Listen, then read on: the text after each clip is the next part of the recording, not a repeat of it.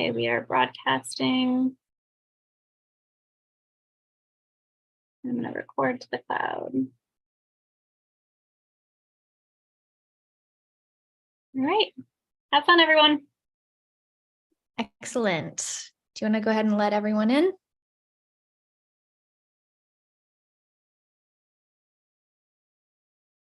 Okay, we are broadcasting. Everybody.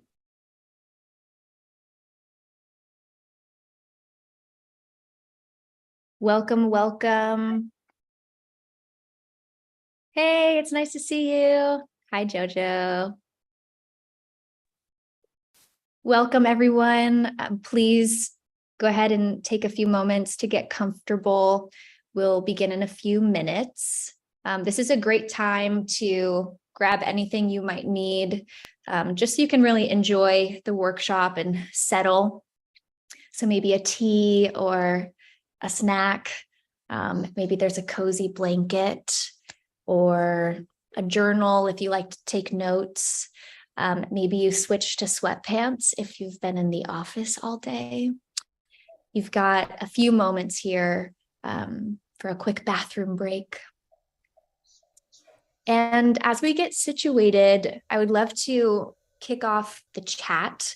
We like to keep things interactive and supportive here. So if you feel comfortable and you want to share, we can start by just sharing one word that describes your day so far. Maybe there's a certain pace to the day or a prominent feeling or maybe an event that happened and stood out.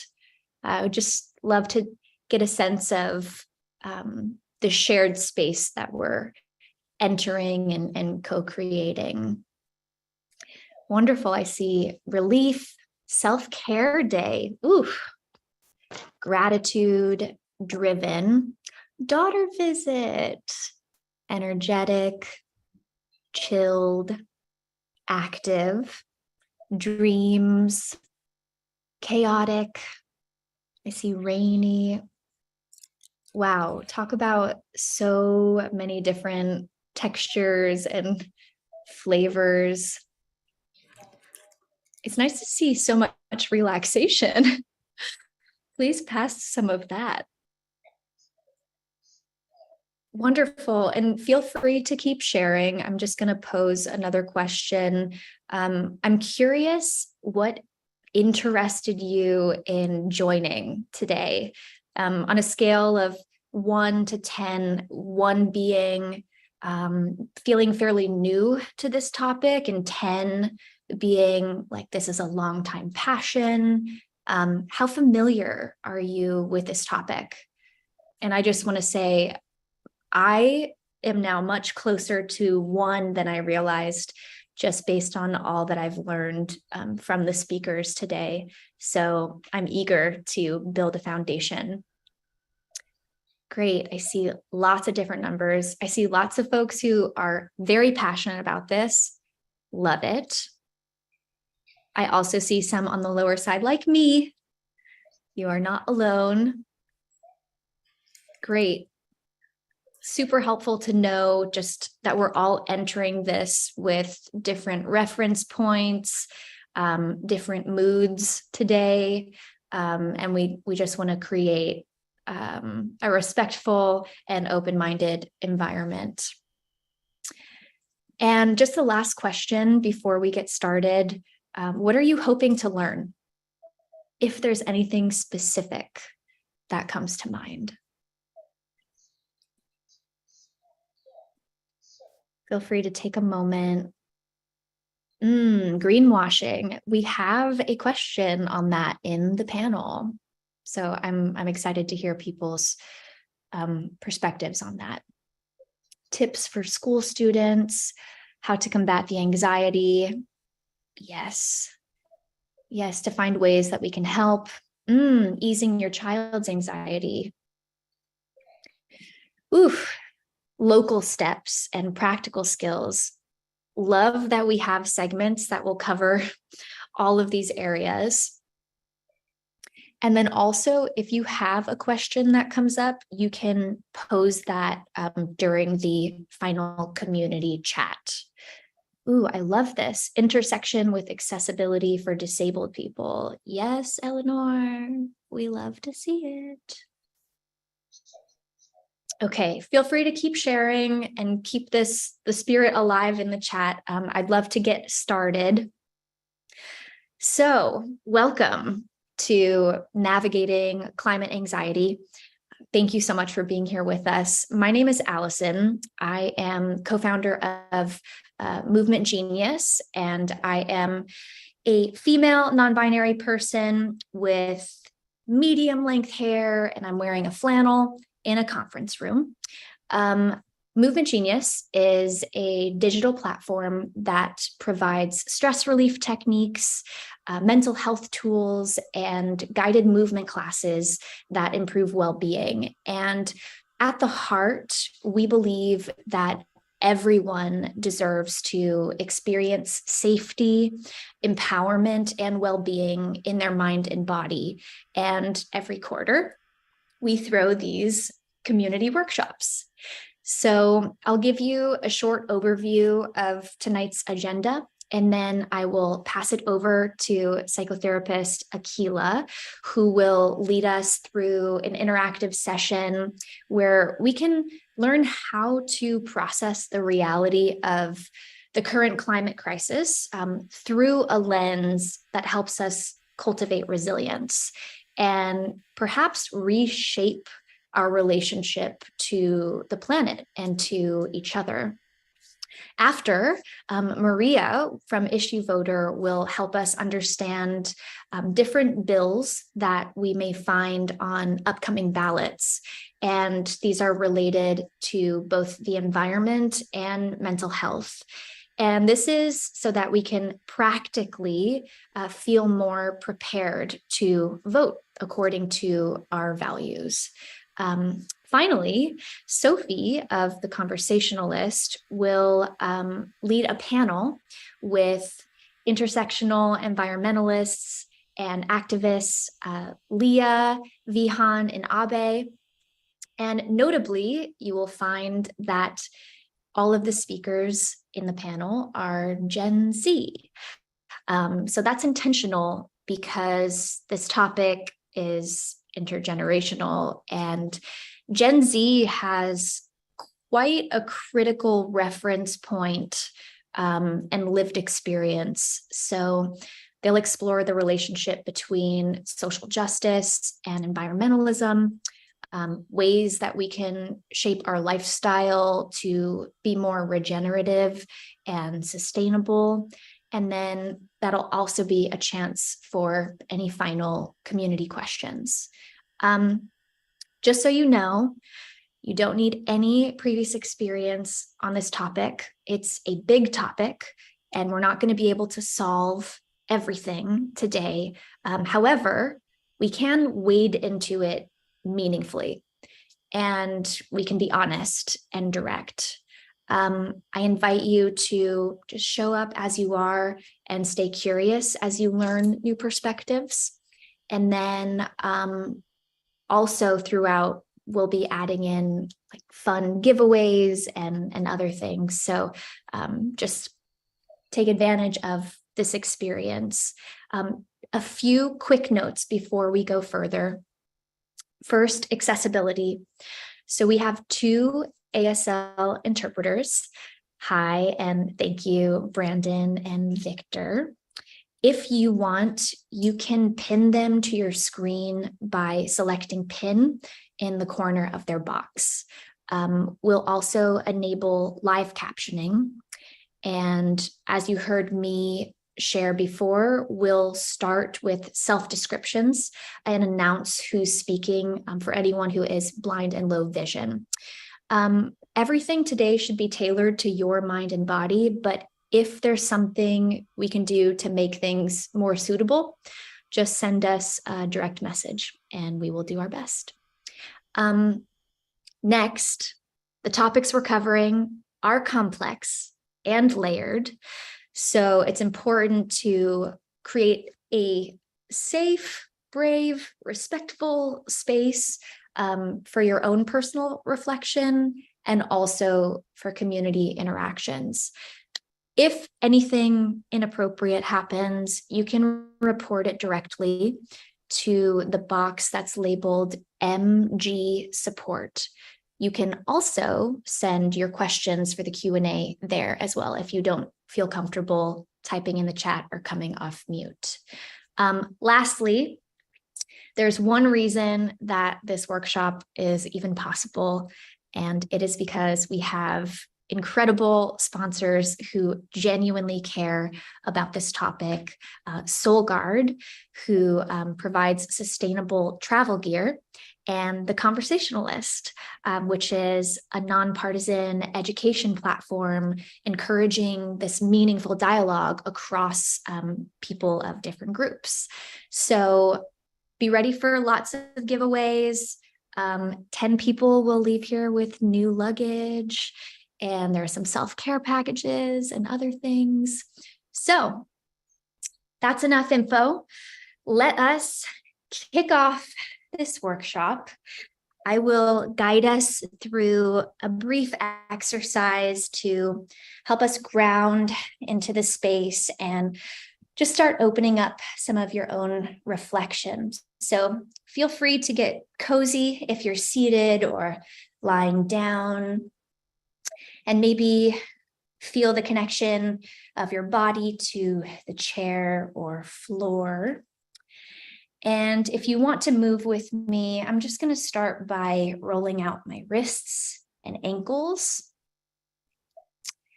Whatever pace feels helpful, just bringing a little bit of mobility to the body. And then maybe if you want, you can also roll back your shoulders a couple times, just starting to notice how you're feeling in your body. Perhaps you even want to roll out your neck a little bit. Oh, I'm so sore. Oh my gosh. Okay. Whew. Nice. And now bringing your attention to the middle of your body. And as you inhale, slightly arching your back just to open up the front of your body.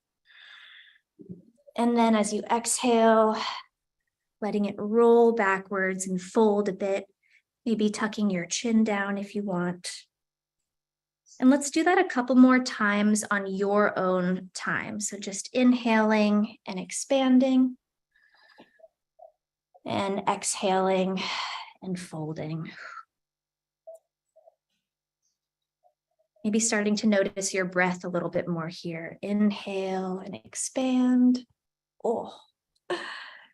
And exhale and fold. Nice. So feel free to continue stretching if you want to move, or settle into a little bit of stillness.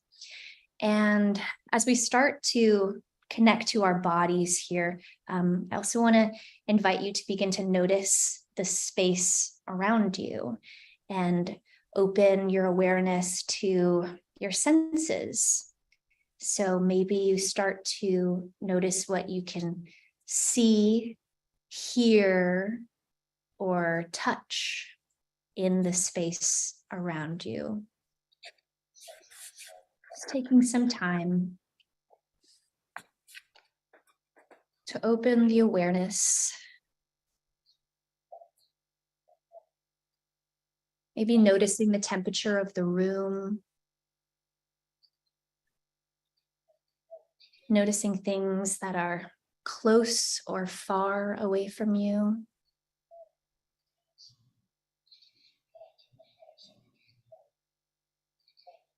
Nice. And now starting to bring that attention inward if it feels comfortable.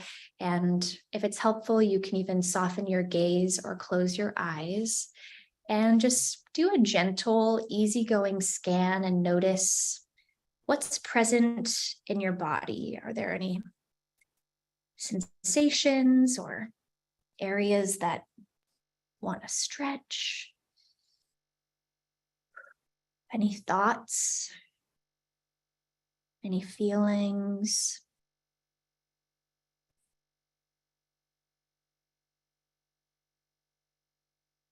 Nice. So just helping ourselves listen to what's going on outside and in. And as we start to connect to our bodies, maybe we also begin to connect to this shared experience that we're having in community with each other. Maybe we also start to notice the ground underneath us, asking, when is the last time I connected to the ground, to the elements of the earth, as well as to the history of the land under you. So just starting to expand our awareness to acknowledge all of the events that have taken place here, the peoples who have lived here before you. If you're in the US, a part of this is sensing into the real impact that colonialism and capitalism have had on Indigenous populations' safety, way of life. So just starting to open to these complexities and also the interconnectedness of all our lives and the opportunity we have right now to show up in a way that dignifies, restores, and uplifts each other. So it's normal if anything is bubbling up. Thankfully, we're in a place where we can learn about how to process everything. So I invite you to gently bring your attention to the screen again and carry this openness into our first session with Ahkila Kolesar. Ahkila is a clinical psychologist who is also climate informed. She's prepared some helpful tools for us. So let's please give her a warm welcome here, and I will pass it over. Ahkila, take it away. Thank you, Alyson. And thank you for helping us get into our bodies. Thank you for helping me fully arrive through this. As preparation for engaging our minds, I want to start with a mindfulness exercise to set the stage. And I invite you to join me with as much as you're comfortable in finding ourselves in space via the 6 directions. So start by feeling into your seat, or if you're standing, that's fine too.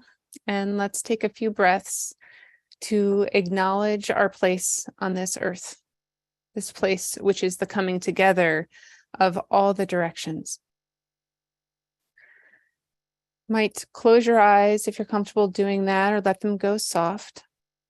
And first imagine turning to the west, visualizing all that lies to the west of you. In my case, this is the Great Pacific Ocean. It's Venus at sunset. Remember that horizon where the sun sets every day, that it's always there, offering us that last bit of light before we begin to see the stars. Taking a breath here, acknowledging the west.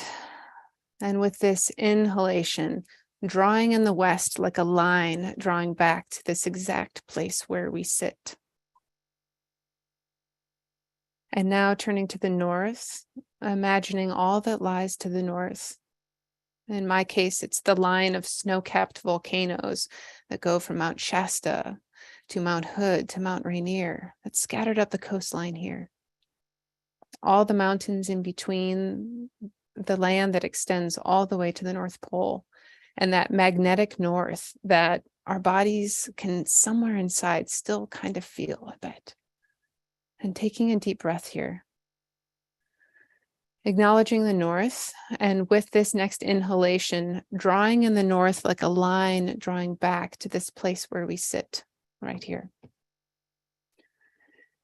Now turning to the east, and acknowledging all that lies to the east.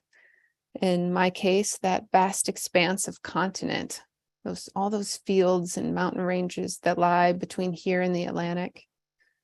Remembering that horizon where the sun and the moon rises each day, even when we can't see it. And taking a breath while acknowledging the east, and with our next inhalation, drawing in the east like a line drawing back to this place where we sit right here. And turning to the south, visualizing all that lies to the south. And in my case, this is a curvy coastline and oceans that extend all the way down to a place where people are just coming into their autumn as I'm coming into my spring. Extending even further to the South Pole here, acknowledging that magnetic line and taking a breath while acknowledging the south. And with this next inhalation, drawing in the south like a line drawing back to this place where we sit right here at the center of our own personal compass. From this center place, we can imagine looking up, acknowledging the starry skies above us, this great expansive universe, the planets, all that holds us from above. And taking a breath, feeling the crown of our heads, feeling our spines that run from the top to the bottom, all the way down further to the soles of our feet, feeling into gravity for a moment that keeps us connected to this earth.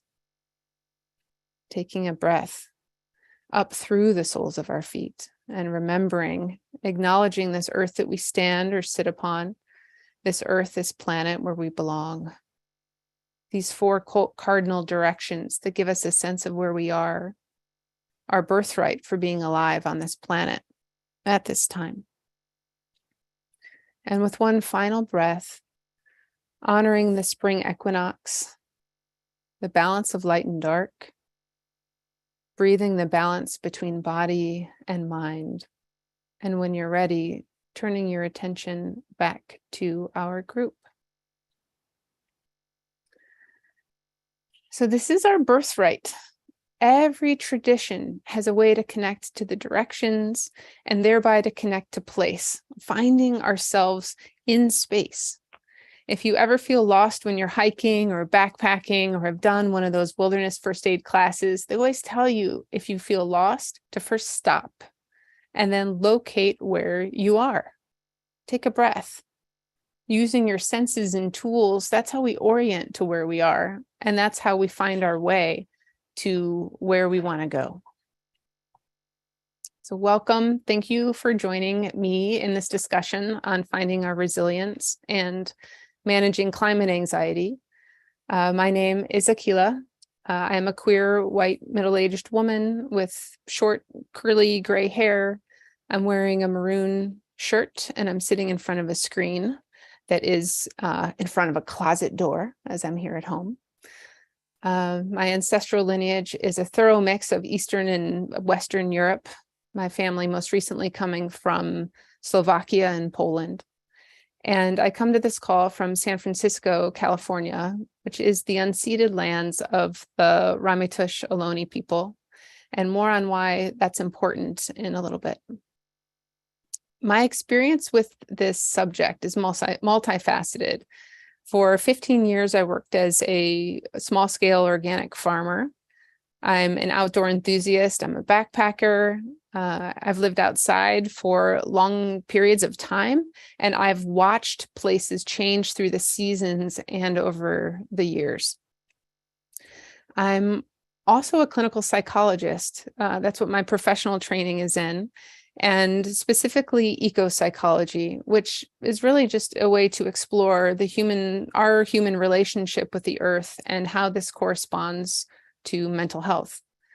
My approach to eco-psychology is really rooted in the teachings of Indigenous elders.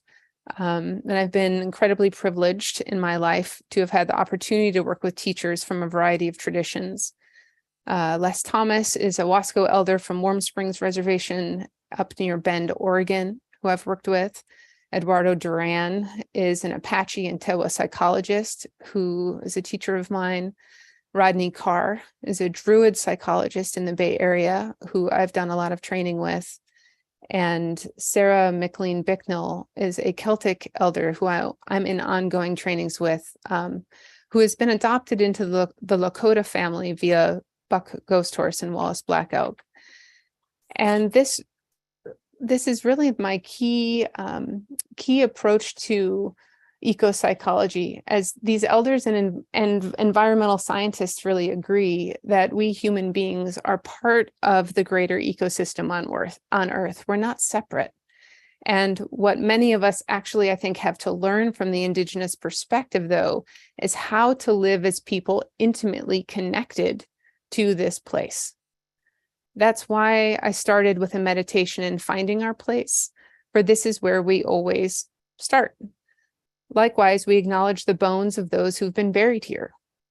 And as you'll see, I'm always turning to Indigenous Americans as I'm living in the United States to guide how we relate to the problem of climate catastrophe. So now I'm going to share with you some material about how we can cultivate resilience and manage climate anxiety in this current age of what feels like constant negative news. I have some slides I'm going to share. Oops, let's go to the beginning first. Here we go. So first, notice how you feel when you see this photo. This is a wildfire near Talent, Oregon that happened in 2020. And wildfire can really be a metaphor for anxiety, fear that's out of control, that's fed by our negative and worst case scenario thinking.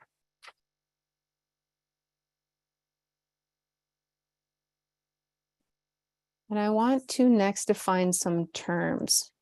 Solastalgia is a newer term. It was coined by Glenn Albright in 2005, and it combines the Latin solatium, or meaning comfort, with the Greek root algia, meaning pain or suffering. Solastalgia means distress from environmental changes to the home that you can't leave. In this case, our home being the earth. And it tends to be focused on a present moment or present moment feeling. Ecological grief are feelings of sadness from really three things. One is the actual loss of physical wild spaces and clean air and resources. And the second is grief that comes from learning about losses, like species going extinct due to deforestation. The third is hopelessness about losses that we anticipate in the future, such as even warmer oceans, coral reef decline, ecological destruction, and the impact on people who rely on their local ecology for livelihood. Elizabeth Kubler-Ross and her team of researchers identified 5 primary stages of grief, and they're not linear. It's not that one goes from one to the next like that. They can pop up in any order, and these include denial, anger, bargaining, depression or hopelessness, and acceptance. And all of these feelings can show up as part of ecological grief. And now climate anxiety. So let's break it down a bit. Anxiety is really physical and cognitive. The physical side is based in our sympathetic nervous system, or our SNS, I'll be referring to it as. It's the fight, flight, or freeze response in our bodies that is evolutionarily based. All animals, definitely all mammals, have this. The cognitive side of anxiety is our thinking, which can be obsessive, like rumination, preparation for the bad or even the worst case scenario. And anxiety tends to be future focused, whereas fear itself, that SNS response, tends to be present moment focused. And we never experience zero SNS arousal, really only if we're dead or we're really intoxicated or really out of it. No animal does. We need to feel some SNS arousal in order to respond to life. So climate anxiety is the content or the context that layers in with our other anxieties that come as part of life. Our bodies don't distinguish between the sources of our anxiety. So we treat climate anxiety the same as we do other anxieties. Also, it's chronic. Our climate situation is not going away. Much is outside of our control. Therefore, the only things that will help us feel different are starting with what we can actually control. Grief and fear are normal and completely understandable. But when we are stuck in grief and fear or anxiety, we can't step into accountability and responsibility. Quite literally, our ability to respond is hindered when we're riddled with fear and anxiety or even grief. Therefore, we must first manage and contain the anxiety in order for us to respond to what's actually happening. Author Barry Lopez has said the more anxious we are, the more paralyzed we become. And in that paralysis is our ending. We must retain our ability to respond to life or we die. So why management? Remember, we can't get rid of anxiety completely. And as animals, we're bound to feel that SNS arousal because it keeps us safe. And then it gets paired with this thinking mind that brings in the content and context of climate news. So this photo is an example of that. If fire can be a metaphor for anxiety, including all its energy and potentiality for action, the first image of the wildfire is that energy completely out of control. Now, this is a photo of the ceremony fire that people tend all night long as part of the All Nations Sunrise Ceremony on Alcatraz Island every Thanksgiving. It's a fire of celebration. It's a fire of resistance and reclamation. This fire is contained and tended responsibly so people of all ages and walks of life can benefit from the ceremony and feel into our resilience that we keep showing up Thanksgiving after Thanksgiving. Same element of fire, but in one case, it's completely out of control and therefore harmful. And in the other, in this case, it's contained and tended for a specific aim. The energy behind our anxiety is just as powerful. Anxiety management is pretty straightforward. There are really three primary types: top down, bottom up, and combined. And so we'll look at each a little bit more closely. Top-down strategies. These are really cognitive interventions. They're focused on identifying what our mind is up to and then steering our mind, steering the course of our thinking. So first, this really requires mindfulness, which is present moment awareness of our mental activity. Once we're aware, we can do something with the content that we are aware of. When we are anxious, we also often have thought distortions and thinking errors. These are common thoughts. We all have them sometimes, and they really influence how we feel. Here are some examples. All or nothing thinking, which is one of my personal favorites. Our representatives never do anything to help the climate. Catastrophizing. Our planet and we as a species are doomed. Fortune telling. There's no point to me showing up to the rally. It won't do any good anyhow. No one will notice. Feelings as facts. I feel hopeless, so therefore the effort to address climate change is utterly hopeless. These types of thoughts only reinforce our grief and anxiety. They're fuel on the fire of our feelings. And so when we want to contain anxiety, we really have to first stop the thinking errors and the thought distortions and challenge what we're thinking. Simply because we feel something doesn't mean it's true. So another top-down anxiety intervention is addressing problematic core beliefs. Core beliefs are foundations in our thinking that we barely notice because we assume they're true. They feel like givens, but sometimes we can't contain anxiety well without identifying our core beliefs first. For example, we operate in the world from a human-centered perspective because we're human. And most of us are pretty unaware of how much we really believe that the human experience is the most important one. This way of thinking is tied to the individualistic worldview that kind of got us into this climate disaster in the first place. And it makes me wonder, what would it actually look like to challenge a core belief that I am the most important creature on Earth, or most important creature in the universe. So here we can also learn a lot from Native American teachers and guides. In her work, Potawatomi elder Robin Wall Kimmerer talks a lot about gratitude, reciprocity, and humility, and how these values are integral to the indigenous perspective of health.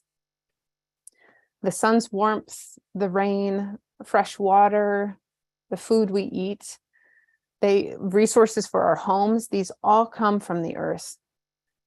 The planet, she says, is not a warehouse of commodities, but a generous bestower of gifts to all living things. Cultivating gratitude for the planet's gifts directly challenges the notion that humans are the center of the world and that resources are ours for the taking. This problematic core belief starts to fall apart right here. Gratitude is the first step to developing a reciprocal relationship with our environment. And when we consider reciprocity, we step away from being consumers of nature and more into relationship with all of the beings in our natural environment. This can all result in a profound reframing of ourselves in the world. Plants can help us here. This is also from Dr. Kimmerer. Herbalists and botanists like her tell us that plants respond to changes in local environment by expanding their ranges and actually growing into the areas where they are needed by animals and people there. Nature is so wild and so intelligent. Maybe you and I are here now because we actually have what it takes to respond to our climate crisis. If we believe that we can be effective, we then see more ways to be effective and create the change we want to see in the world. Bottom-up anxiety management interventions are slightly different in that they start with the soma, or our bodies, and directly engage the nervous system and thereby affect the brain, or how we think in the mind. In order for these interventions to really work, we again need mindfulness, that present moment awareness, but this time about what our bodies are feeling. The point of this is so that we can really notice and take in what feels safe, what feels good, pleasurable, what sparks our curiosity, and what makes us feel connected, and ultimately inspired to participate in creating a different outcome. We can start with mindfulness of the sensation of cuddling our pets, like in this photo, or hugging a partner, or mindfulness of our in or out breath, of what it feels like to fully take in the support that this chair is giving me right now. When we slow down and savor our feel-good experiences, we are creating new neuronal pathways that tell our brain, I'm okay, I got this, I can respond to life. When these become our default neuronal pathways, we have resilience, even in tough times. When we fill our lives with resources, we experience ourselves as more resourced humans, plain and simple. Resources are all the things that make you feel well and good in your body, like movement, rest, good food, pleasure, good company, fun. When we are well and feeling nourished, we are a better asset to our human family and to the environmental movement. All of the elder activists I've known say the most important things to pay attention to are self-care, rest, and pleasure. That's because this is how we don't burn out. I have heard Dolores Huerta say to follow your joy in your activism, fight for what you love. Don't try to fight for everything. Stick with what you love. And I've heard Angela Davis say that we must hold on to hope, that many good things have happened that she never expected to see in her lifetime. I trust these people. They've been around for so much longer than I have and have been leaders in labor, racial, and social justice movements since the 60s. When we combine the mental and physical anxiety management strategies, we get to make empowered decisions to do the things that make us feel engaged with life. This is really where we feel our resilience. Remember that anxiety is the nervous system's way of pulling us into action, fight or flight. They're both actions. So follow the impulse to act while applying what you know about mental and physical wellness. What to do? Well, here are some examples. Create your own mindful moment each day where you orient to the 6 directions like we did today. Find community who share your values, and then go out into nature and be mindful and bring some bags along with you to pick up trash. Try growing your own kale, maybe in the backyard or even a window box or a pot indoors, and then see what it feels like to harvest and eat your own food that you grew. Take friends on an outdoor adventure. Take a walk with an animal. Join a buy nothing group and see how much you can get and give for free.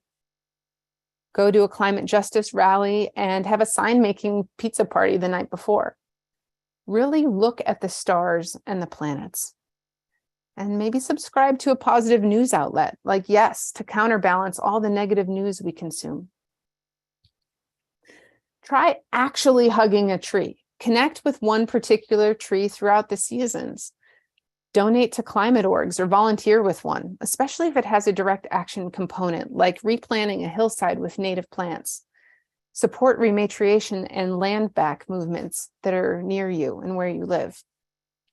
Take kids to a local farm to look at what food looks like, both underneath the soil and above. Or take the family to the beach to watch the sunset.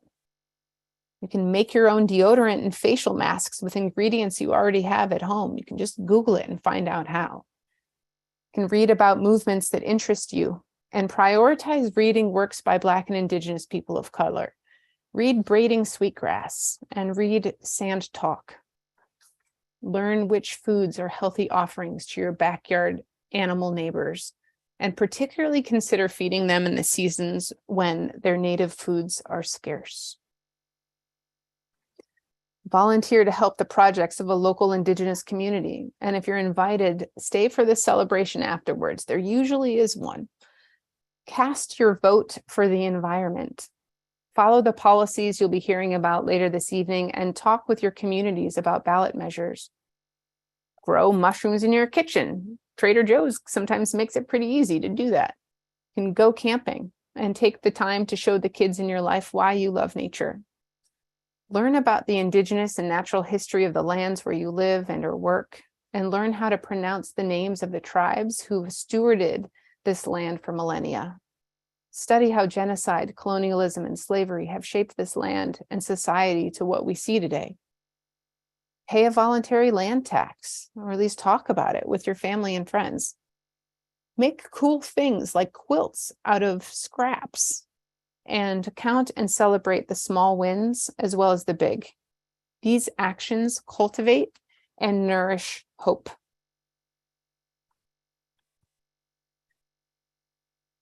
There's a quote by Rebecca Solnit where she talks about how hope is essential to making the present inhabitable. I would say hope is also essential for the future.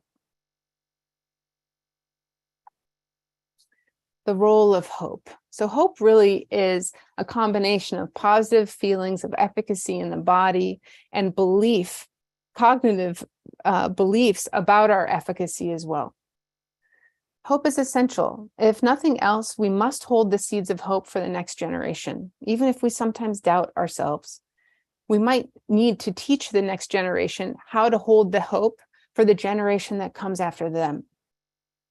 We don't know who will have the answers and be able to do all the repair that's needed. Why would the ones coming after us even consider finding solutions if they don't see the hope in us? The medicine that we can enjoy and pass on to the next generation is the imagination, the creative, the dreaming. These are the key ingredients. You spend a lot of time in nature and you'll feel the invitation to encounter space with more than just your thinking mind, with this emotional body as well. So nurture your hopes for the future and ritualize this, like planting seeds. Do not underestimate the power of small changes to create lasting differences. And it's spring, literally the time of year that most, if not all of our ancestors would be starting to plant the seeds that they carefully selected and held safe over the winter as a way to vision in the coming year. And what are the seeds that you want to hold for the next generation? What do you want to transmit to the young ones that are coming up after you? I want to invite you to put these into the chat. Type in your seeds of hope there and let us witness your hopes, your intentions, your seeds. Us witnessing them can be kind of like putting the soil on top of the seeds afterwards, giving them a nice place to incubate. As you're placing your seeds of hope into the chat, I want to end with a poem of hope by Joy Harjo of the Cherokee and Muscogee Creek Nations. It's called Talking with the Sun, and it makes me think about how the sun is another way we can relate with fire. And just earlier today, I found a recording of her speaking this poem, and so I'm going to try to play it for you. I believe in the sun. In the tangle of human failures of greed, fear, and forgetfulness, the sun gives me clarity. When explorers first encountered my people, they called us heathens, sun worshippers. They didn't understand that the sun is a relative and illuminates our path on this earth. Many of us continue ceremonies that ensure a connection with the sun. After dancing all night in a circle, we realize that we are part of a larger sense of stars and planets dancing with us overhead. When the sun rises at the apex of the ceremony, we are renewed. There is no mistaking this connection, though Walmart might be just down the road. Humans are vulnerable and rely on the kindnesses of the earth and the sun. We exist together in a sacred field of meaning. A few weeks ago, I visited some friends at a pueblo for a feast day celebration. The runners were up at dawn and completed a ceremonial race that ensures the sun will continue to return. It is a humble and necessary act of respect. And because the celebration continues, the sun, the earth, and these humans are still together in a harmonious relationship. Our earth is shifting. We can all see it. I hear from my Inuit and Yupik relatives up north that everything has changed.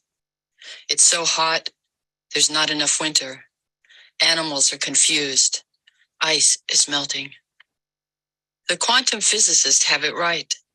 They are beginning to think like Indians. Everything is connected dynamically at an intimate level. When you remember this, then the current wobble of the earth makes sense. How much more oil can be drained without replacement, without reciprocity? One day recently, I walked out of a hotel room just off Times Square at dawn to find the sun. It was the fourth morning since the birth of my fourth granddaughter.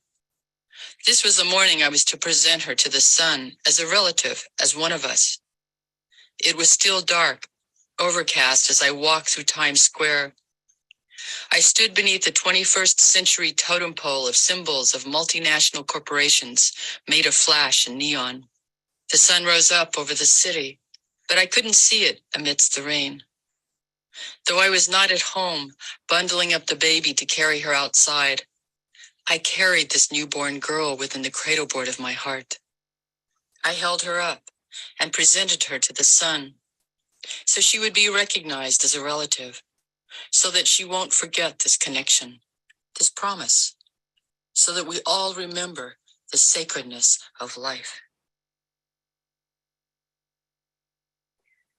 As Joy talks about, the sun is there even when we can't see it because of the rain.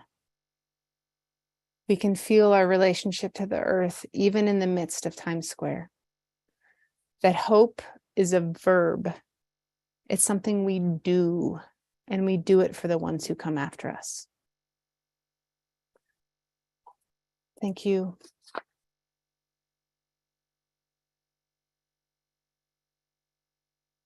Here's some further learning. Names of a lot of the people I've referenced today, and a few recommendations for books, podcasts, and yes, solutions journalism. Thank you so much, Ahkila. We can also take a screenshot of those references and share them in a follow-up. Want to make sure, was there anything else you had prepared? I didn't cut you off. Okay, great. Thank you. Please, if everyone wants to just share some gratitude for everything that was shared. And I'd love to check in. How are you all feeling? What stood out to you? What is staying with you? I see beautiful poem, feeling inspired. Thank you for the insight. Love the idea of connection and love, feeling happy. Stirring, feeling hopeful. The idea that the energy behind our anxiety is powerful. Also, the new terms that were shared. Excellent. Feel free to keep sharing. If you need to grab some water, definitely take care of yourself here. So Ahkila helped us begin exploring our personal experience amidst the reality of this time. But of course, as she named, we do not exist in isolation. We belong to communities, societies, nations, and there are larger systems in place that have meaningful influence on our lives and reality. So a part of us feeling equipped to manage all of this is knowing that, how to navigate not only our personal experience, but also the social, cultural, and political realities. Something that many of us, myself included, feel anxiety around is this responsibility / opportunity to be civically engaged. The issues feel so big. You wonder if we're making a difference, like Ahkila mentioned with some of the mindsets. And while today we're not at all going to tell you how to vote or who to vote for, what we want to provide is some education and awareness on the upcoming bills and that you may see. And while we're in this casual, easygoing environment, it's a little less stressful. No decisions have to be made right now. You can know what's coming up and consider what feels aligned with your values. And so to help us with this, we have Maria Yuan from IssueVoter joining. And IssueVoter is actually something I personally use to help me understand what's going on. So it's a nonpartisan website that simplifies bills in an easy to understand way. And you can choose topics that you're passionate about, and you can get alerts on bills before they pass. You can also vote on the site, and it'll send your opinions to your representatives, and it'll even track how your lawmakers are voting, so you can see how frequently there is or isn't alignment with your representatives. For me, this is a really helpful entry point into being more engaged. Because I am often feeling anxiety or overwhelm with these political conversations and policy-oriented conversations. So please give a warm welcome to Maria, who can take it away from here.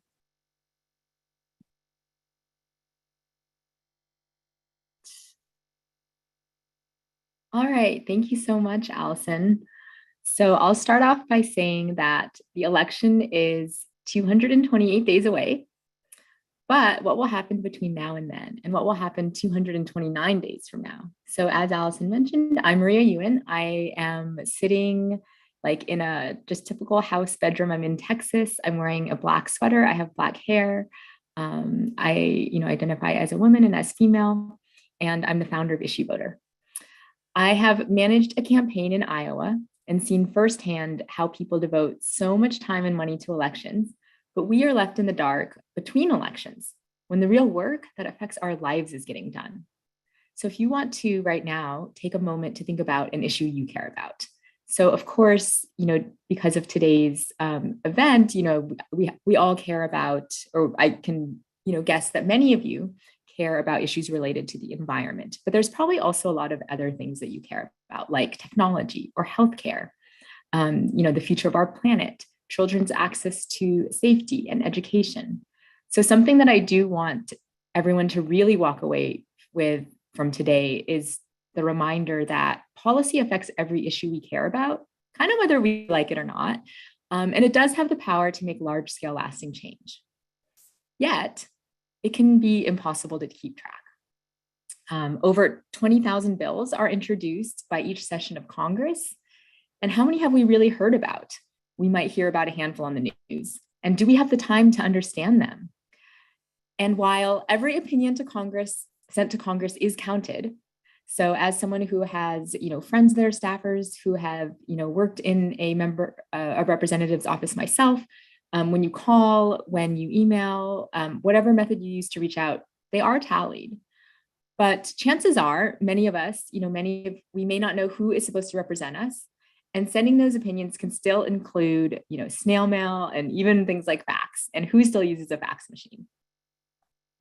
So that is why I created IssueVoter. And as Alyson mentioned, I'm going to walk through a little bit of how it works with just these 3 screenshot visuals. So what we aim to do is take what's really daunting and nearly impossible and make it easy and actionable. So all you have to do is tell us what issues you care about, and you will get an email before Congress votes on bills affecting those issues, giving you plenty of time to send your opinion. It is a website. We are developing an app, but right now it's web only, and the alerts are delivered through email. And when you click on the email, you do not even have to ever log into the website again. It will send your opinion and save that to your profile. And so what we also do is we translate these complex bills into layman's terms with points from both sides. So we are nonpartisan, and we send your opinion directly to DC. And then most importantly, we show you a scorecard that will track how often your reps vote your way. And that's meant to really empower you to hold them accountable and become a more informed voter at the next election. I do want to mention, because I saw that in the chat when we were doing introductions, some of you have children. And so something else to mention is that you don't have to be eligible to vote to use IssueVoter. Anyone can use it.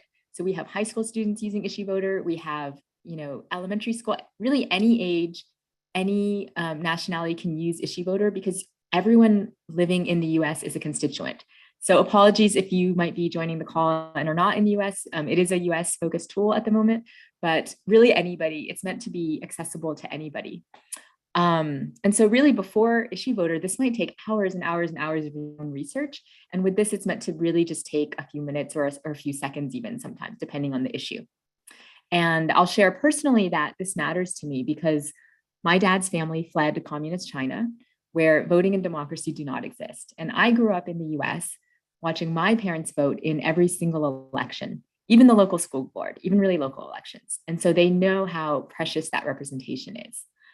So even for people that don't vote, though, I will just reiterate, this is something that can help you stay informed between elections. And so today, where we are now, IssueVoter is being used in every congressional district. And something that we're really proud of as a nonprofit, I would say, are some of these other aspects of information that we track. So the fact that people are learning about new issues, being motivated to take other forms of civic action. So people have said that, after using IssueVoter, it motivated them to register to vote, to attend a town hall meeting, to volunteer, to do all kinds of other things. 74% of people have said it's exposed them to diverse viewpoints. And it's not that we're trying to change anyone's mind, but there is this aspect where we can feel like politics is becoming more and more polarized. And I've had people tell me, before IssueVoter, I didn't even know there could be another side to this issue. So I think it's something that's just really interesting where, it can be helpful to understand what the other side is saying to start to even have some of those conversations. We've also seen that people have been motivated to vote in the first place because of using IssueVoter. So these are some of the things that, we are really proud of as a nonprofit, not just like, oh, use IssueVoter, but also all these things around how you interact with civic engagement in your life and being motivated to do other things. So now to the meat of today, we did a little bit of research and we wanted to share some of the bills that are currently in Congress. So I will caveat this with a couple of things. One is that each session of Congress starts every 2 years, which some of you may know. So the current session of Congress just started this January, meaning all of the members of Congress, whether they're new or not, are sworn in, and every single piece of legislation, a piece of legislation is just a proposed law for the nation, for the whole US, has to be reintroduced. So even if it's not a new idea, they still have to kind of rewrite it, resubmit it. And so we're only in March right now. So there is an aspect where not as many pieces of legislation have been introduced yet in this session of Congress, because you still have all of this year and then all of next year. And so part of that is all to say, when we were looking at what bills were already introduced related to the environment, there weren't hundreds and hundreds and hundreds yet. And so on one hand, feel discouraging because it's like, oh, they're not trying to do all these things. Why aren't they proposing all these new great ideas? On the other hand, it's exciting because it's like, means there's so much opportunity. That means that, members of Congress will say that sometimes they get their ideas from constituents. So all of us, we're all constituents. And so it's exciting because it's still early, there's still time in terms of this session not ending until the end of next year. And so I'm going to share actually some of the links in the chat, and then I'm going to switch my screen share to share what these actually look like. So, but my team, we identified which environmental bills were introduced. We had looked at which ones tended to have more co-sponsors. Having more co-sponsors is, sometimes an indication of just in general more support. So we researched these 3 bills related to the environment. And then we also looked at some of the bills that were introduced relating to mental health and just issues in general that I think can be very top of mind for people these days, things like social media. So let me share my screen to my web browser and I'll show you what these look like. And I will also share the links to all of these in the chat so that you can also, here, let me do the chat share real quick and then I will walk you through on the browser. Let's see, copy. Okay, it's going to be a little long, so bear with me, but I just shared a link to everything that I'm going to talk about. Okay, so I think that you all can see my browser now. So the first link is really just, we did do a roundup of some of the bills and policies that really have shaped a lot of the environmental policy in the US. So this is more of a, call it like history lesson type of blog article. I'm not going to read it, so don't worry, but we can, it's there for your reference in the future. But I wanted to walk through kind of the way that these bill summaries are laid out, just so that you can navigate them. And as Alyson said, it's not meant to be that you have to do anything really immediately right now today. These are all things where you can save these links, you can come back to them, you can do your research, you can share these with friends. If there's a bill that in particular that, out of these that is really of interest to you, that's definitely something that we try to make it really easy to share the information because, I believe that, I know everyone's busy. And so I don't necessarily expect people to have the time or even the knowledge to like research and take the hours and hours of time to like do this every day. So that's why we do it for you. So the way that these pages are laid out we have a title at the top of the page I should say a question. We try to turn what the bill will do into a simple question, so that if you support the bill, it is analogous, it is the same as saying yes to the question. And if you don't support the bill, it would be the same as saying no to the question. So for example, this one that I'm showing on the screen right now is, should Congress designate a portion of the Arctic National Wildlife Refuge as wilderness? And so we have a very brief summary in this case. Some of the summaries are a little longer. This one is very brief about what the bill is intending to do. If you're to click on the title right here where it says Arctic Refuge Protection Act, that actually does bring you to the full bill text. So you can, go through here and actually read in a lot more detail what the bill is intended to do. If you're logged in, when you click support or oppose, like we mentioned, that does actually send your opinion directly to the staff person who's in charge of collecting constituent opinion. And so that's also something I feel really passionate about, which is that we are not simply a poll to sell your data. And by the way, we don't sell any data. It's all private. None of the information about your opinions becomes public ever. And we're not a petition to be ignored by Congress. So petitions are great for awareness, but oftentimes they're used for list building. And so, they're not always delivered really always to the decision makers, and the decision makers are not always paying attention to petitions because they don't always know whether or not those individuals are their constituents. And so we here also summarize what both sides are saying. I'll make the distinction that these are opinions on both sides. They're not pros and cons, because depending on your opinion on the bill, a opinion for the bill could be a pro or a con, depending on where you stand. So these are opinions on both sides, and we source everything. So we always will have a link to where this information came from. And then we also share links to related news so that you can also research and learn more. And so that's the layout for every single one of these pieces of legislation that we've highlighted for today's session. And I think that is really, the bulk of what I wanted to share. I wanted to also just really hopefully help people feel empowered that you don't, when it comes to politics, you don't have to wait till the next election to make your voice heard. There are so many ways to do that between elections, and to kind of do that year round. And hopefully we're making it a little bit easier to do that year round in a way that's not as overwhelming. So with that, thank you all so much. Thank you, Maria. So if you haven't already, I highly recommend copying Maria's message. I will also do that right now, and we can send it in a follow-up. And that way we can do our own research and get to know what's going on.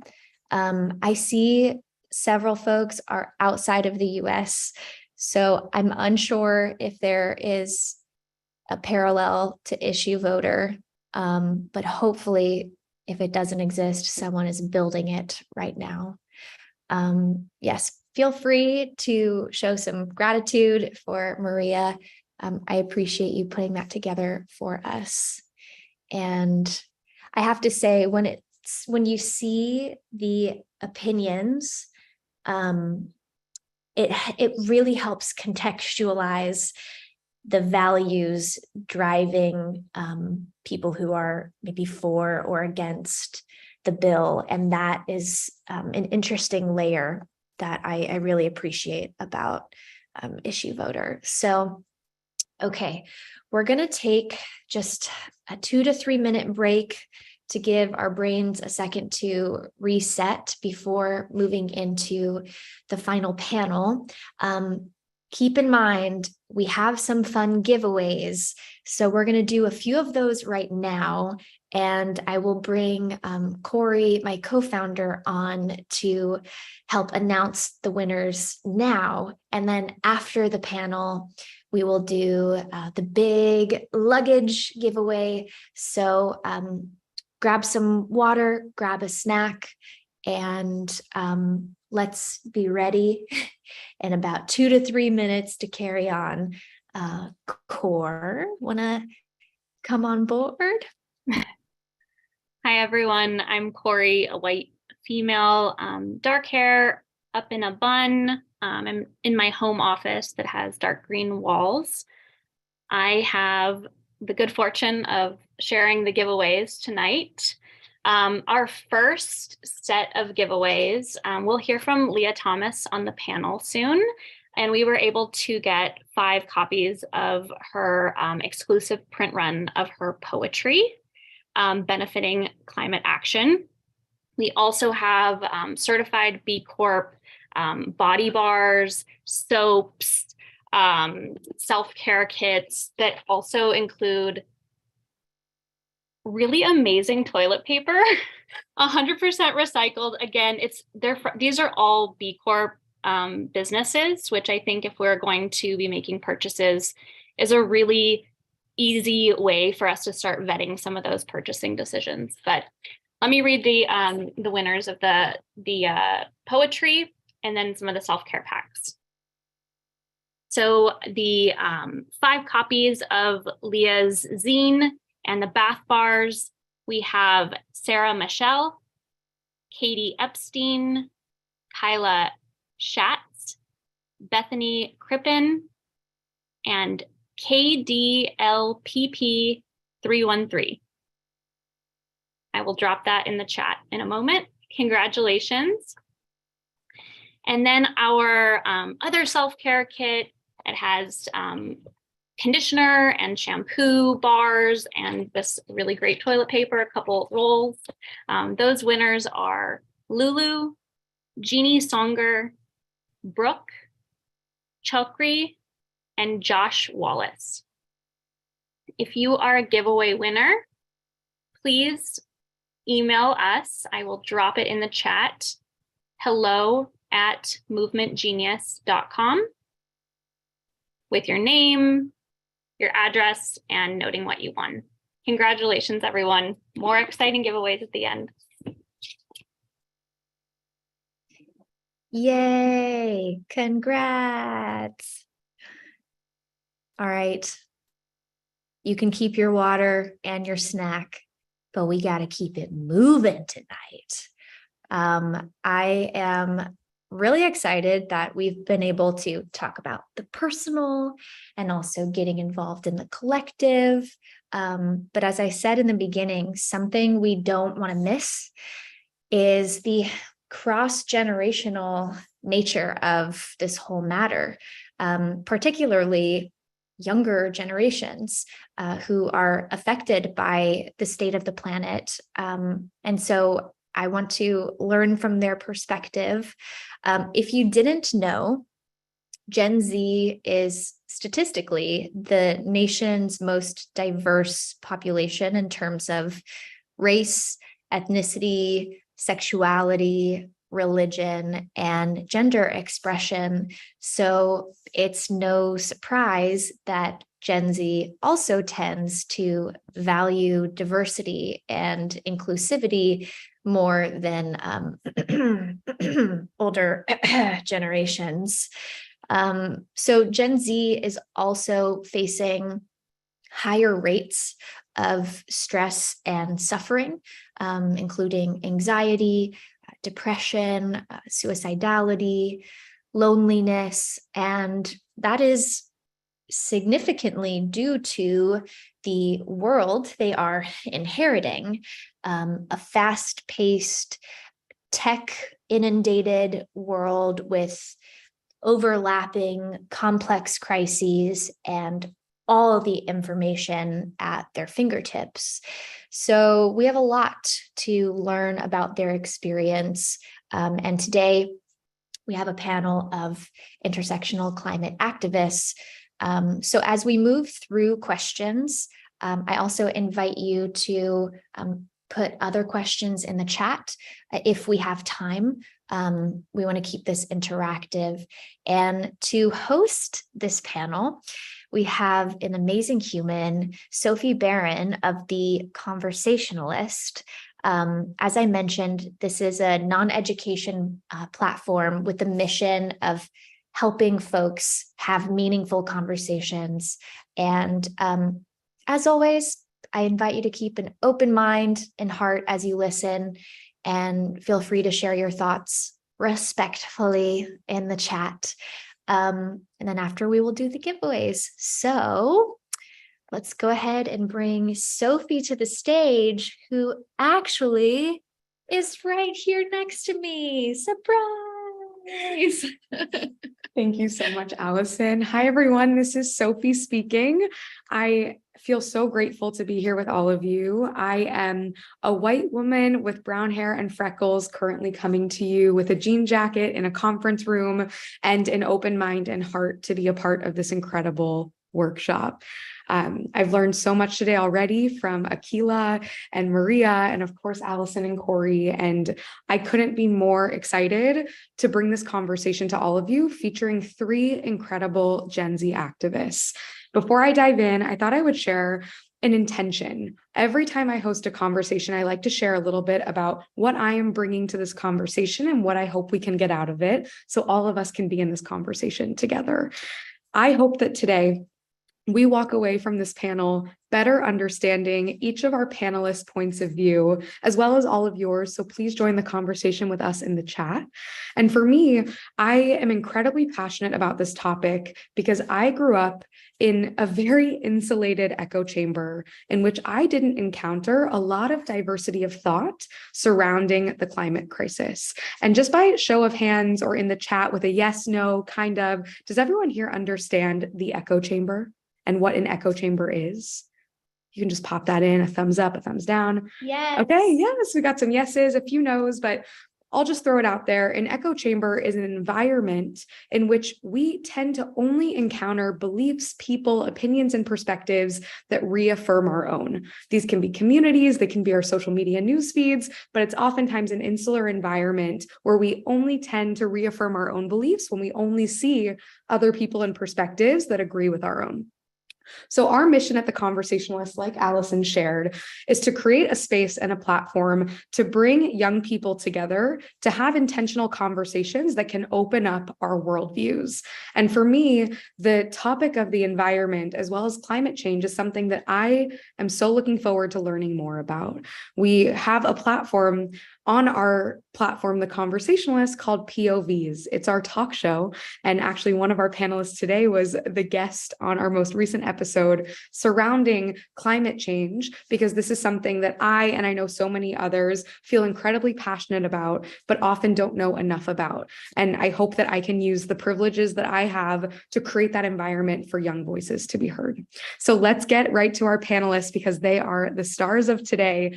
And I want to start by introducing each of them and throwing a question to each of you. So I want to start off with Abhay, Singh, Sachel, who I'm a huge admirer of. We've worked together through COVID. It's so great to see you. But for those of you who don't know Abhay is a student, an advocate, as well as the executive director of Break the Divide. This is an incredible nonprofit that seeks to break down the divisions between different communities by facilitating these intentional conversations that breed empathy. So, of course, we've got a lot in common and a similar heart for this work. So, Abhay, can you kick us off? Tell us a little bit about yourself, and also, what was your entry point into this movement surrounding climate activism? Yeah, thanks so much. Thanks for having me, Sophie. It's so wonderful to be here. My name is Abhay. I am a South Asian male. I'm wearing a black button down, a bright pink turban. I have glasses. I have a mustache and a beard, and I'm in my room here in Toronto with a blurred background to prevent you all from seeing the mess that is my room right now. And I'm a Canadian. I'm from the West Coast, and I'm currently in Toronto, Ontario, on the traditional territory of the Haudenosaunee, Anishinaabe, Huron-Wendat, and Mississaugas of the Credit. I mentioned the land that I'm on just to really recognize in this conversation of the climate crisis and mental health, we are on stolen land here in North America.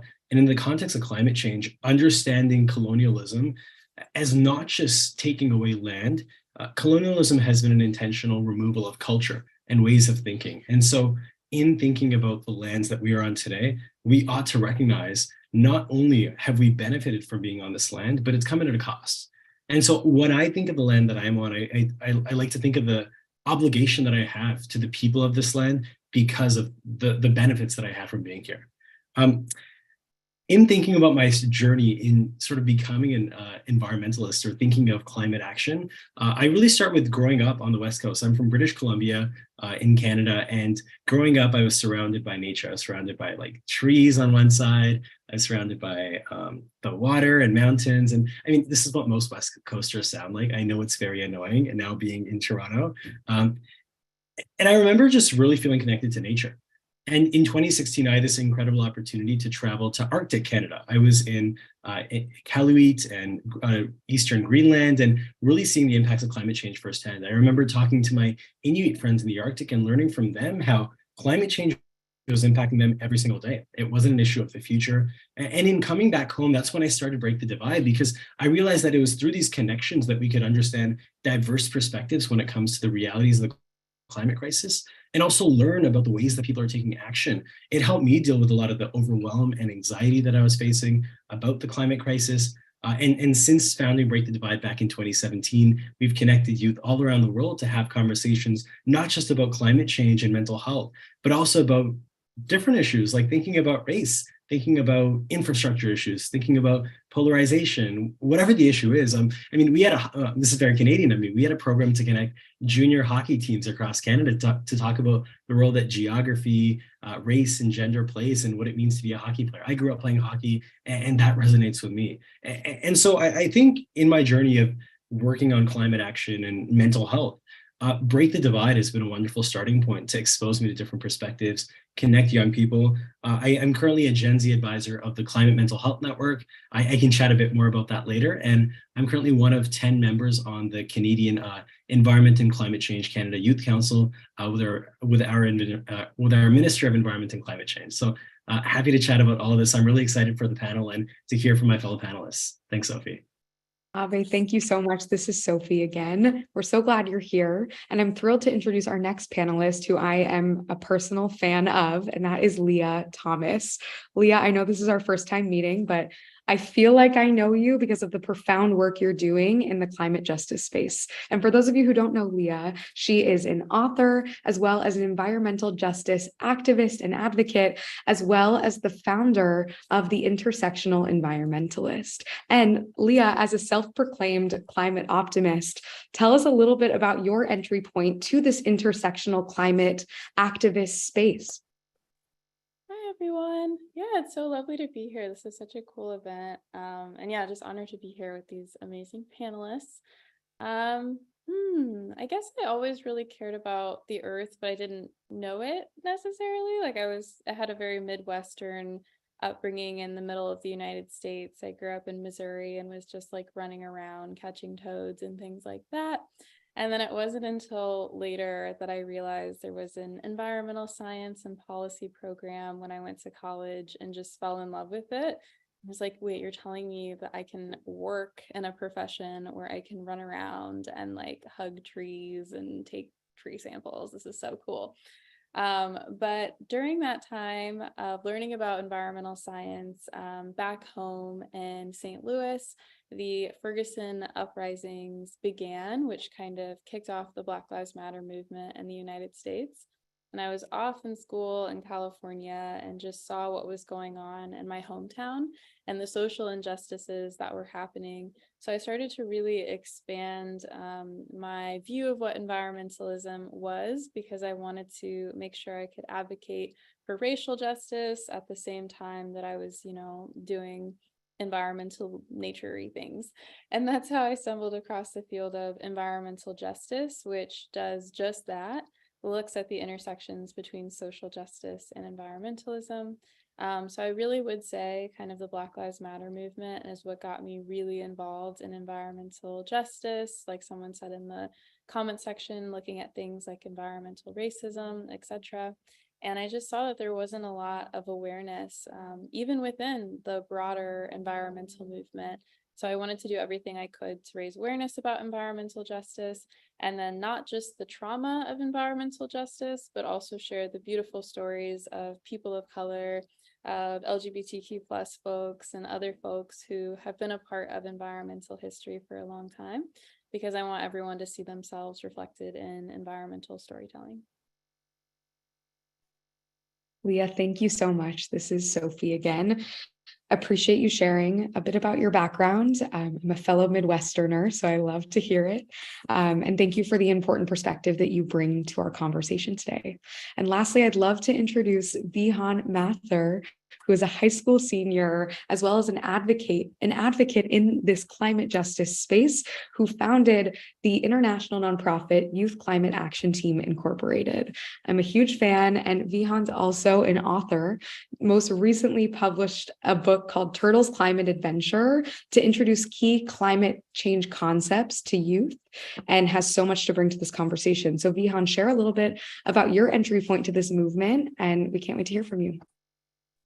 Yeah, thank you so much, Sophie. Hi, everyone. My name is Vihaan. I'm also a South Asian male, and I'm wearing a chain and a gray crew neck, and I have black hair, and the walls around me are a little bit blue, and the ceiling is white. So I think what kind of got me into climate activism was my background. So I said, like, I'm South Asian, but my dad actually grew up in India, and then my mom grew up in Australia. And so, like, growing up, I was lucky enough to be able to visit both of those places pretty often. Like, I would go like 1 year to India, 1 year to Australia, and kind of got to see the effects of climate change there firsthand, because they're so different from where I am. I'm actually like in Northern Virginia, super close to DC. I'm like 10-15 minutes away from there. But as I was growing up, like, I kind of saw the really, really insane air pollution that there was where my family was living in New Delhi and Jaipur. And when I was growing up, I didn't really know what that meant. But as I kind of went to Australia and saw the wildfires that were dangerously close to a lot of my family's homes, I kind of realized that this was an issue that I should be paying attention to. But not only that, but I thought that it was like my role as like a global citizen, being lucky enough to have family in a bunch of different places to combat that. And I feel like with Gen Z, there's so many people that identify as a global citizens, especially in the United States and in my area. And so I just kind of felt that personal connection to it. And so, like, in my sophomore, like my late freshman year, I'm currently a senior in high school, I kind of banded with a few other teens in my area to just kind of find ways for people who were like had really nothing to do in the COVID pandemic. Like, we started this like in the early quarantine when we were just sitting at home. A lot of us were in online school, and I was trying to find a way for other teens to get involved in climate activism in any way they could. So we founded this organization that kind of just started small. We started by like gathering teens from around the DMV area and getting them on Zoom calls to lobby for bills that we researched beforehand. But kind of as we grew, we wanted to use social media to our advantage, and we kind of used TikTok to kind of get our head start. And we posted a TikTok asking anyone if they were wanting to help the climate while also like having low commitment opportunities to get involved. And that kind of got a lot of traction, because a lot of teens were at home in COVID-19 in online school, not having any idea like what they should do with all this free time that they had. And we wanted to give them an opportunity to get involved with climate activism, even if it wasn't that like all time consuming thing that a lot of people kind of think that it is. We wanted them to have an entry point to it and an accessible way to join the climate movement. So since then, we've kind of grew to have a lot of different branches that are working on a lot of different things. We have a really amazing press branch that posts articles that kind of teaches kids our age about climate change. Then we have the picture book project that you talked about. And we're kind of working on sending that to Title I schools around the world, and also translating that so it's accessible to people in different countries. But besides that, we have climate education branches and people actually working at schools teaching climate education to kids after school. I think that's one of our like core points of our organization, is just trying to get it to the next generation of students in school right now. So that's just a little bit about my organization. We're also like into like environmental machine learning research and things like that. So yeah, I'm really excited to get into that with the other panelists. So thank you. Thank you so much, Vihaan. We're so happy you're here and loved learning more about your work. And I know we don't have a ton of time, and we have so many questions to get to, including a Q&A. So from here on out, let's try to get through as much as we can today. So I'm going to throw you some rapid fire questions. I'll try to direct them to each of you, but feel free to hop in and let's have a conversation. And since we've already started with talking about intersectionality, Leah, I want to start with you. What do you think key decision makers can do, or even what can we as individuals do to apply more intersectional lenses to climate action? I would say it sounds really cliche, but humans and the earth go hand in hand. You can't really separate the two. So when it comes to social justice, you can't really separate that from the advocacy of environmentalism, because even if you're talking about, okay, we need clean water, but you have to ask the question, clean water for who? Or what are the communities that don't have clean water? Are they low-income communities and mining towns that are impacted by, you know, fracking fluid or whatever it might be? So that's kind of the key tip for intersectionality, is always asking the question who and not just what, because a lot of non-intersectional climate activism focuses on the what.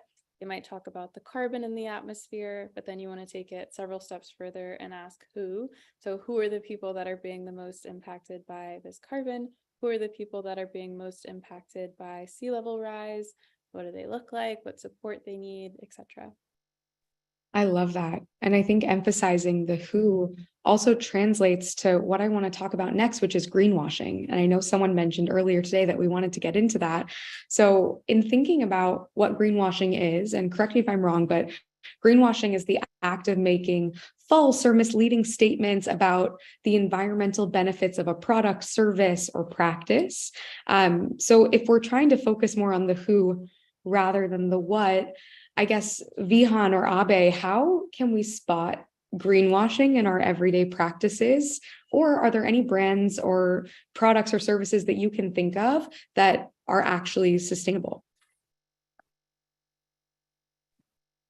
So I think one of the main things to look out for is seeing if the companies that you're looking at are transparent about where their products are coming from and the kind of supply chain that leads from their producers to where you're buying it from.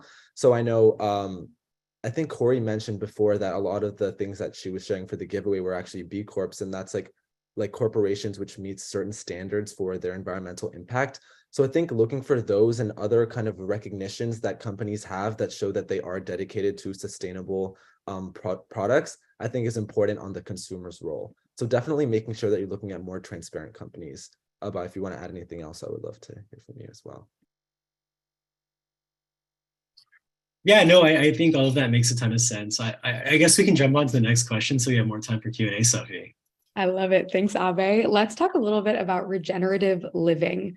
Again, show me in the chat. Yes, no, kind of. Are you familiar with the term regenerative living-ish? So I was also kind of at a 1 before today, but there's a way of living that goes beyond sustainability and aims for a more neutral, less harmful footprint, which is called regenerative living. And this involves our actions helping to renew the health of our planet, essentially imagining a world where we could actually have a positive footprint. So I guess for any of the panelists, what are some examples of regenerative habits that you think the everyday person can adopt and really take away from today? Yeah, I would say in starting to think about this question, I think like the added dimension of mental health in terms of everything that we've been discussing today can also be thought of in the context of regenerative living. Like, we need to take care of our own mental health in order to sustain the movement in the planet.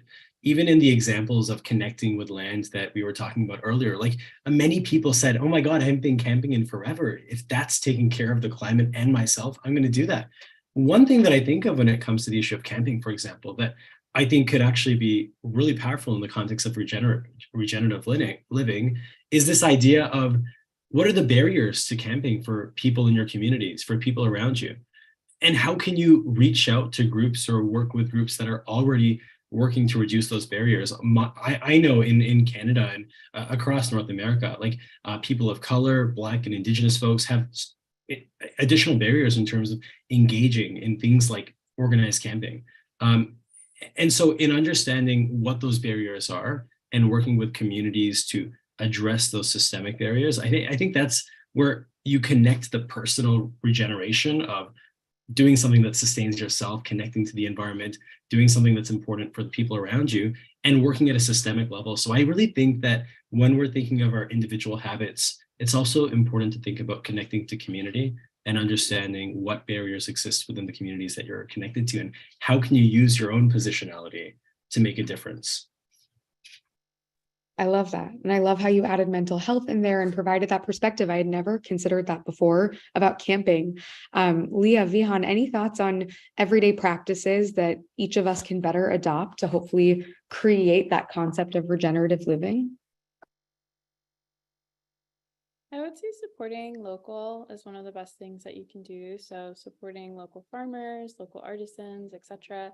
And then also, if anyone's curious to learn more about regenerative organic agriculture, and then going off of like the greenwashing thing earlier, regenerative is a word that's currently being like greenwashed.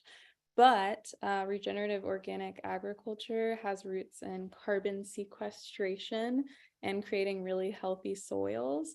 And carbon sequestration basically is just when you farm in a really sustainable way, the soil can actually capture carbon and get some of that carbon that's stuck in the atmosphere that's leading to the climate crisis. So I'd recommend looking into regenerative organic agriculture, especially when it's led by Black and Indigenous folks around the world who are doing incredible work. And that kind of is where the terminology like regenerative living kind of comes from, because not only are you farming in a really healthy way, but it's also replenishing the soil. So I love that connection to mental health as well. So not only are you doing something that's good for the earth, but you're doing something that's, you know, really good for yourself and your self-sustainability. Amazing. Thank you so much, Leah. And since each of you also bring a generational lens to this conversation, I'd love to tap into that for a moment and ask you, have you observed any differences between how our generation approaches the climate crisis versus older generations? And if so, how have you been able to navigate that? Anyone feel free to hop in.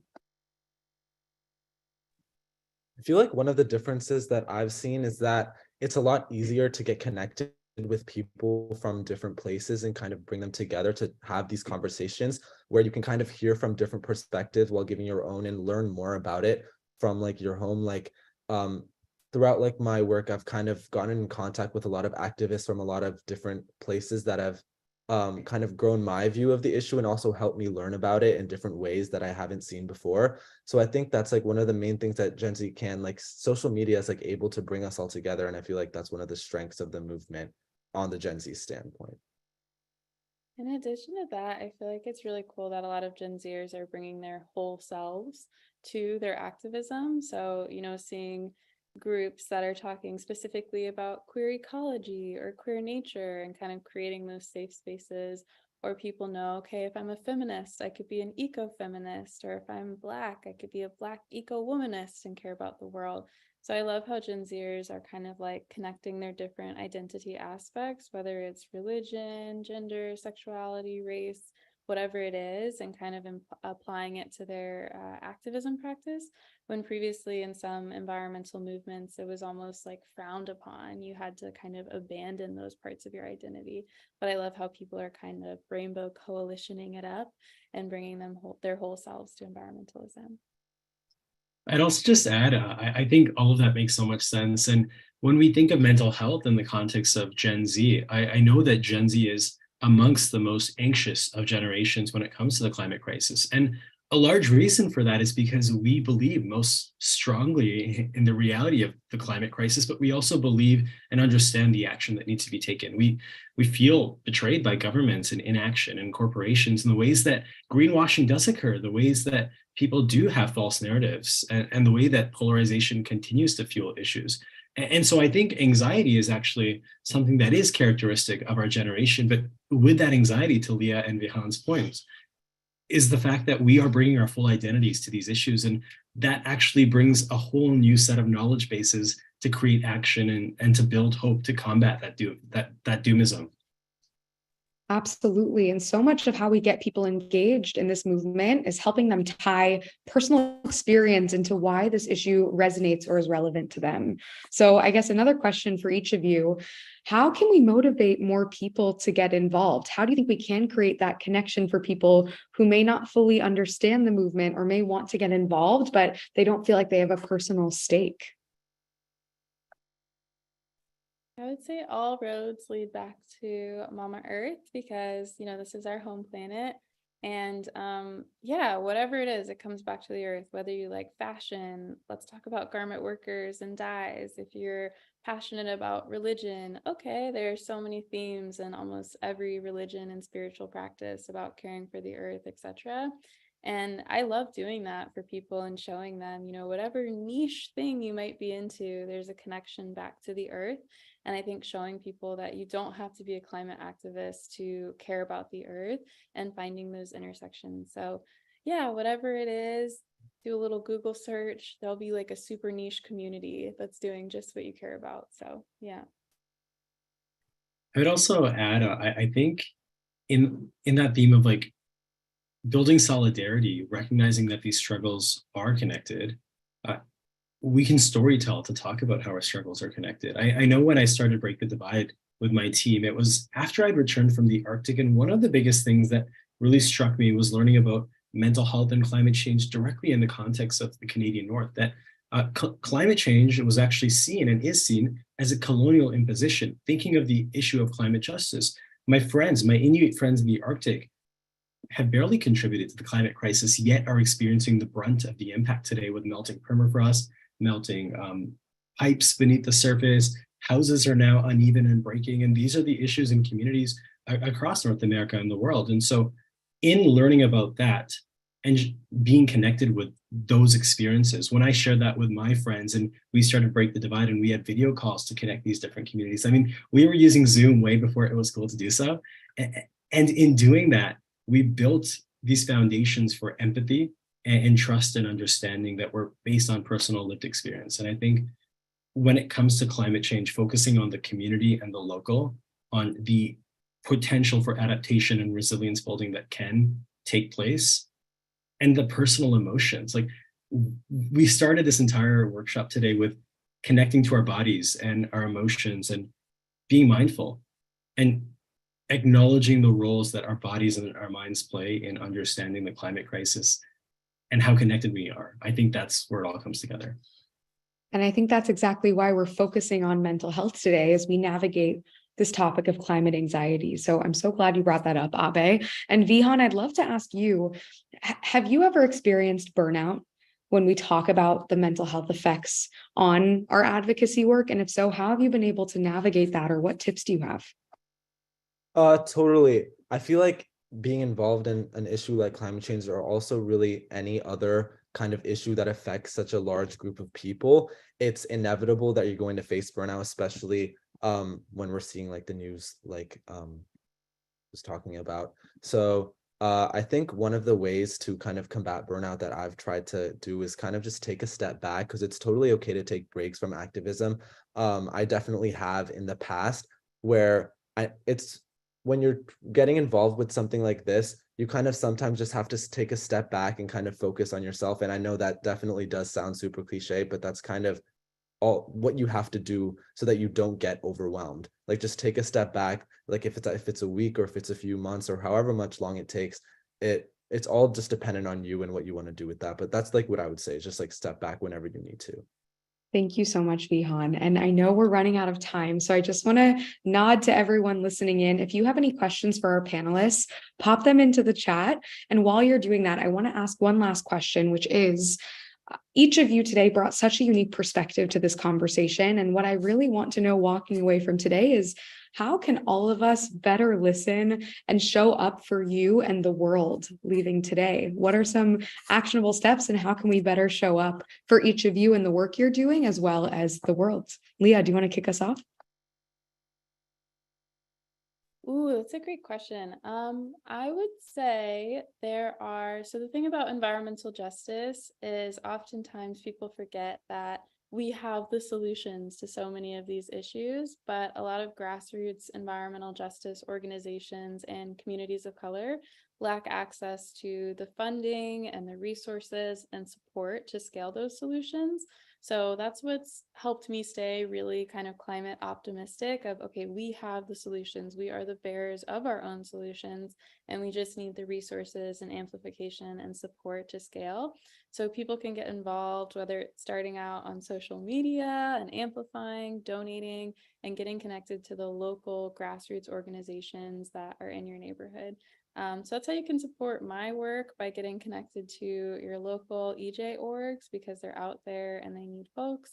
And then also head over to Intersectional Environmentalist. We host climate justice concerts. We post memes. We do a lot of things. So follow us on Instagram.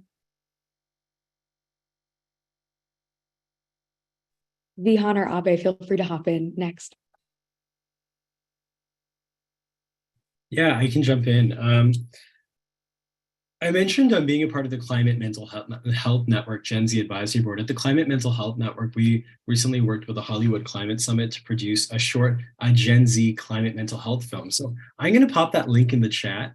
You can all request to do a screening of this film. It's 10 minutes. I'm also one of the stars in it. I guess that's a little bit of a plug there.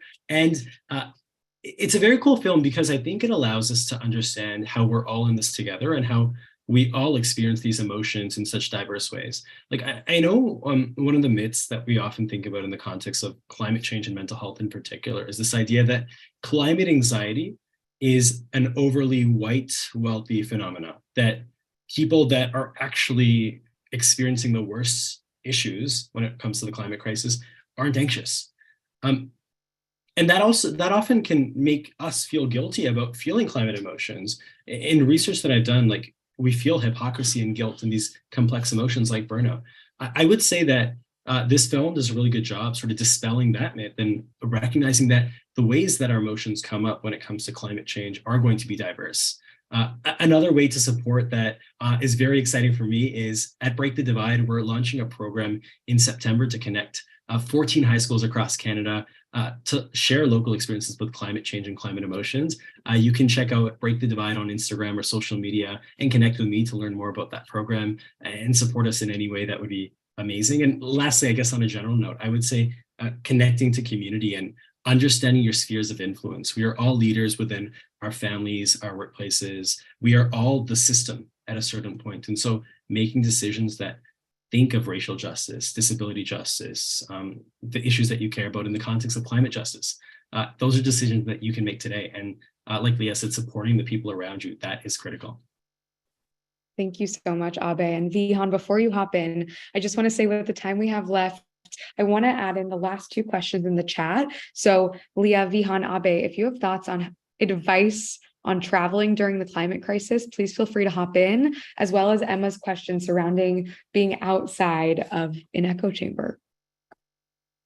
Yeah, so to address the first question, I think one of the biggest things I've learned and how you can support me and just the movement as a whole is kind of like staying educated and just kind of getting involved in conversations like this. So that's why, like, one of the biggest things that my organization and I've kind of fought for, like working with my local school board and other school boards across the country, is getting climate education into the curriculum at an early age, which I feel like is one of the not really solutions to climate change as a whole, but to motivate the next generations to want to combat it. Because if you don't know that an issue exists, then how are you supposed to be able to even care about it in the future?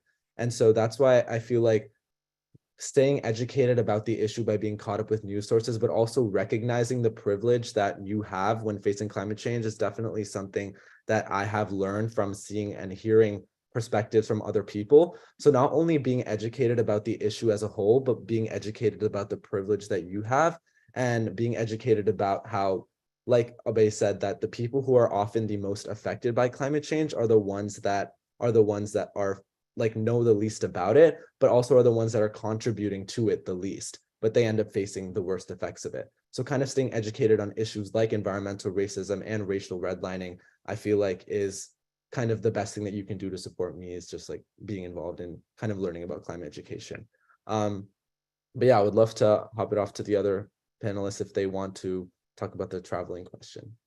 And right before y'all hop in, I just wanted to say that for the other questions in the chat, I know that Alyson and Corey are going to crowdsource some resources, and we'll send it to everyone after so we can address all of the questions we didn't get to. But Leah, Abhay, Vihaan, any final thoughts on that last question surrounding the echo chamber, or anything else you wanted to add? Yeah, echo chambers are tough. And I think it's important that within spaces that support an issue like climate change, again, like the science is clear, the reality is clear, we know climate solutions, they're all out there. You can still enter echo chambers where you're not hearing like the viewpoints that we have here or that we've heard today and the ways of looking at these issues. I think it comes back to within where you have influence, where can you learn from the different people that are there and uplift voices that are typically and historically that aren't uplifted? How can we bring people together and work on that issue? Yeah. All right. I mean, that was such a powerful note to end on. Abhay, thank you so much for that reminder that we've just got to find ways to bring people together, ask the hard questions, and hopefully continue these important conversations after today. So wherever you are, feel free to give some snaps to our three amazing panelists today, Leah, Vihaan, and Abhay. Thank you all so much. And if you want to continue this conversation, especially for the Gen Zers in the room, Movement Genius will send out a bunch of important resources, and we have an episode coming out soon about climate change that focuses on Gen Z perspectives. So head to our platform to check out more, but I'll pass it back to Alyson. Thank you guys. Yay. I know we are cramming so much information. So if you want, take a nice deep breath with me.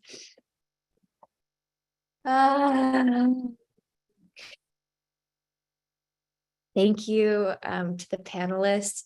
Please know that each of them have such depth of knowledge and experience. And if you aren't already following them, please do, including Sophie in the Conversationalist, because you'll be able to go far deeper into, the surface level that we covered today. So to close us out, thank you for your patience. For those of you who came just to win free luggage, it is time to announce our final giveaway winners, and then we will wrap out for the night. And before you go, if you want to just share something that you learned or how you're feeling after this community gathering, I would love to just check in on that as well. But for now, I will pass it to Corey to announce the winners. Thank you, Alyson. I am so excited to announce the winners of the suitcases. Solgar, I'm going to tell you first, I am a super fan of this company. The people that work there, their products, each suitcase that's purchased removes 6 pounds of ocean-bound plastic with every single purchase. They are a certified B Corp. And I bought their product long before they ever became a sponsor. They're truly remarkable. I'm going on a trip soon. But I just want to share that even for folks who don't win tonight, they've gifted us with a discount code so that people can have access to their products. So please check your emails after the workshop, because you may, if you're the winner, you'll maybe win one, but otherwise you'll at least have the code and links to all these incredible voices tonight. So the winners of the suitcase are, I'm going to announce how your name is listed in your profile. Drew, they, them, Emma Fearberg, Rhea, Talea, Brian KD2Z, Nick Schofield, Amy Adams, Alicia with a double E, that's a beautiful spelling, Chelsea Boykin, and the last one is Jordan Ivory. If you are one of those winners, please, I'll drop it in the chat. Please send us an email with your contact information. Congratulations, everybody that won. Yay. I see, are these prizes only for US citizens? We can ship internationally, right? Yeah, we got you. If you're out of the US, we're getting it to you. Hand delivered. Just kidding. So with that said, that is bringing us to a close for the evening. We covered a lot of territory. Thank you for sticking it out with us. And I also want to encourage you just to take a moment after we wrap here to recheck in with your body, because now we've been up here upstairs for a while, talking. And I just want to reconnect us with how we felt when we started the workshop and where we're landing currently, and reconnecting with the hopes, the seeds that we planted, that Ahkila encouraged us to plant. So just want to say thank you a million for joining. If you want more mental health support, stress relief techniques, that is Movement Genius's specialty. So if we can be of service to you, you can sign up and it's only $10. And we have weekly live classes with experts, and then a library of tools that you can use on demand. And you can also send us a DM and we can help you find a class that works for your body and your mind and your needs. So thank you for being so kind in the chat. And thank you, Jojo, for sharing the link. And I hope everyone has a wonderful evening. We will get this recording as well as all of the resources to you in the next, let's say, 48 hours. Give us some grace, please. And yeah, excited to see you at the next class. Thank you to all of our panelists and speakers. Thank you to Brandon and Victor. Thanks, Corey. And yeah, we'll see you all later. Take care.